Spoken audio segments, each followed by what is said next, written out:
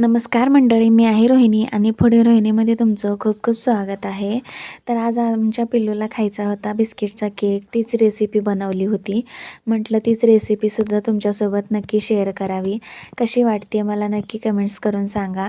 Video कुठे skip करू नका, व्हिडिओ शेवटपर्यंत पहा, तुम्हाला नक्की आवडेल. तर घरामध्येच हाईड अँड सीक बिस्किट होते, तेच बिस्किट मी इथे यूज केले होते. हवे तर तुम्ही दुसरेसुद्धा घेऊ शकता. यानंतर बिस्किट मिक्सर जारमध्ये टाकलेला आहे आणि त्याची आपल्याला पावडर करून घ्यायची आहे. तर हे मिक्सरला आपण फिरवून घेऊया. मिक्सरला फिरवून झाल्यानंतर हे अशी पावडर तयार झालेली आहे. तर त्यामध्ये गरजेनुसार साखर तसेच दूध टाकलेलं आहे आणि परत एकदा हे मिक्सरला फिरवून घेणार आहे.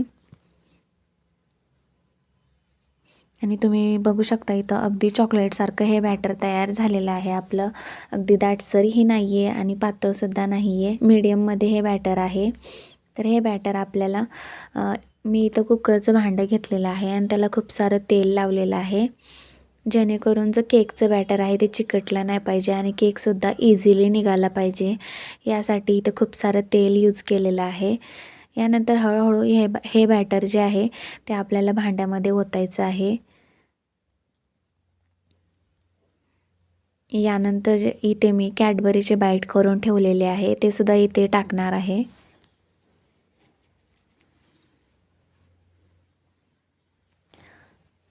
शक्यतो इथे एक टिप्स नक्की सांगेन, हे जे बाईट न करण्यापेक्षा तुम्ही कॅडबरी अगदी मेल्ट करून घेतली तरी चालेल, कारण हे जे बाईट आहे ते लवकर मेल्ट नाही होणार, कॅडबरी अशीच राहील केकमध्ये. त्यासाठी तुम्ही मेल्ट करून घ्या. अगदी केक खूप सुंदर होईल, सुरेख होईल, खायलासुद्धा खूप टेस्टी होईल. यासाठी तुम्ही ती टिप्स नक्की वापरा.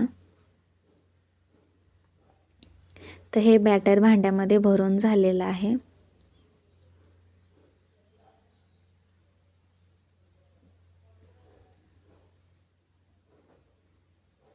यानंतर आपल्याला इडलीचं पात्र लागणार आहे. तर त्यामध्ये मी केक बेक करून घेणार आहे.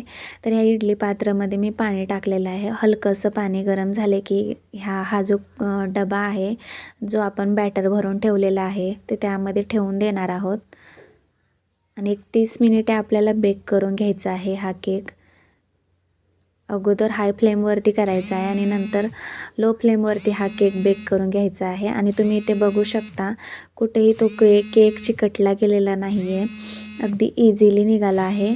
आणि काढूनसुद्धा दाखवते अगदी गरममध्येच मी. तुम्ही बघू शकता इथे खूप इझिली हा केक निघाला आहे, कुठेही चिकटला गेलेला नाही आहे.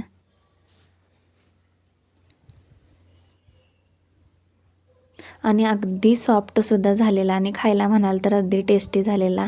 फक्त एवढंच की यामध्ये जे कॅडबरीचे स्लाईस होते ते मेल्ट नव्हती झालेली, कॅडबरी अशीच राहिलेली होती. तर तुम्ही मेल्ट करून टाकू शकता. तर ही रेसिपी तुम्हाला कशी वाटली मला नक्की कमेंट्स करून सांगा. जर माझ्या रेसिपीज तुम्हाला आवडत असतील तर लाईक करा, शेअर करा आणि सबस्क्राईब मात्र नक्की करा. धन्यवाद.